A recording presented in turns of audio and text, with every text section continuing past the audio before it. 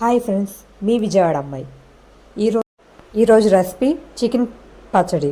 ముందుగా మనం చికెన్ని శుభ్రం చేసుకొని పక్కన పెట్టుకోండి. తర్వాత ఒక బాండీ తీసుకొని దానిలో ఈ చికెన్ని మనం నీళ్లు లేకుండా మనం వేయించుకోవాలి. దానిలోనే ఒక స్పూన్ ఉప్పు, ఒక స్పూన్ పసుపు వేసుకొని ఇలాగా చూపించిన విధంగా కలుపుకుంటూ ఉండాలి.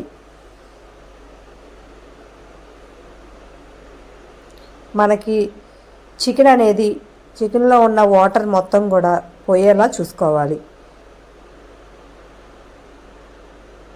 చూసారు కదా, ఇలాగ మనం ఒక 5 minutes పక్కన పెట్టుకొని తర్వాత మళ్ళీ మరొక బాండీలో ఆయిల్ వేసుకొని ఆయిల్ వేడయ్యాక మనం ఆల్రెడీ వాటర్ లేకుండా ఉడికించుకున్న చికెన్ ఉంటుంది కదండి, ఆ చికెన్ని తీసుకొచ్చి మనం ఈ ఆయిల్లో అనేది వేసుకోవాలి.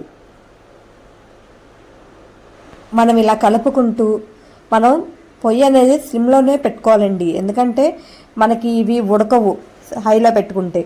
మనం స్లిమ్లో పెట్టుకొని ఒక 20 minutes or 30 minutes మనం ఇలాగ చూపించిన విధంగా కలుపుకుంటూ ఉండాలి. ముక్కలు అనేవి మనం బాగా రెడ్డిష్గా రావాలి.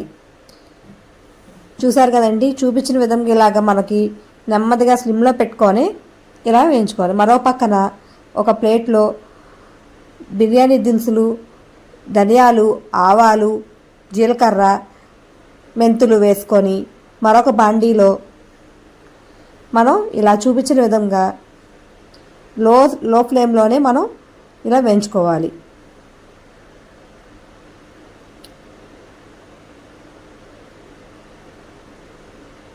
ఇలా మనం వేయించుకుంటూ తర్వాత మనం చల్లారించుకొని ఇలా మిక్సీ పట్టుకోవాలి.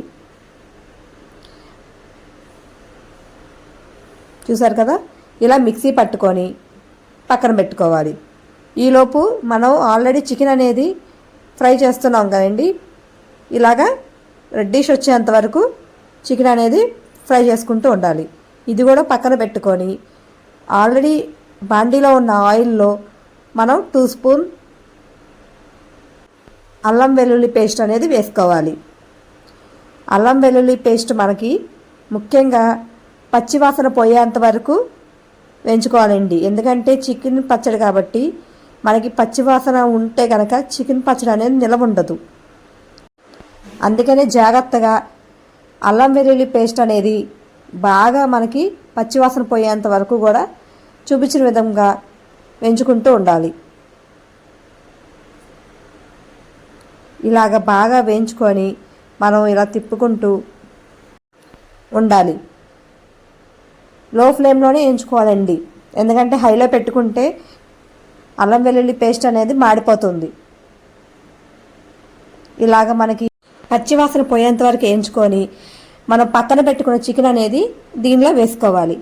వేసుకొని మనం ఒక 10 or 15 minutes మనం ఇలాగా వేయించుకొని తర్వాత ఒక 2 స్పూన్లు ఉప్పు, మనం ఆల్రెడీ పొడి చేసుకున్న పౌడర్ ఉంది కదండి, ఆ పౌడర్ కూడా ఒక 2 స్పూన్స్ వేసుకొని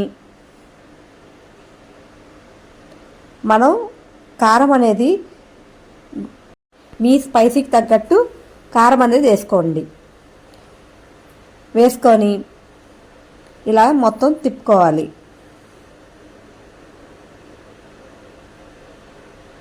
మొత్తం కూడా చికెన్ ముక్కలకి అనేది పట్టాలండి. మనం లో ఫ్లేమ్లోనే ఇలాగా వేయించుకుంటూ ఉండి తర్వాత మనకి చికెన్ ముక్కలు అన్నీ కూడా కారము మొత్తం పట్టాలి. ఇలా పట్టిన తర్వాత మనకి ఇలా పైకి నూనె తేలాలండి.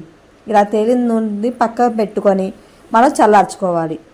చల్లార్చుకున్న తర్వాత మనం ఒక నిమ్మకాయ తీసుకొని ఆ నిమ్మకాయ జ్యూస్ అనేది దీంట్లో వేసుకోవాలండి. వేసుకొని చూపించే విధంగా కలుపుకోవాలి. అంతే ఫ్రెండ్స్, మనకి ఇష్టమైన చికెన్ పచ్చడి. Like and share, subscribe.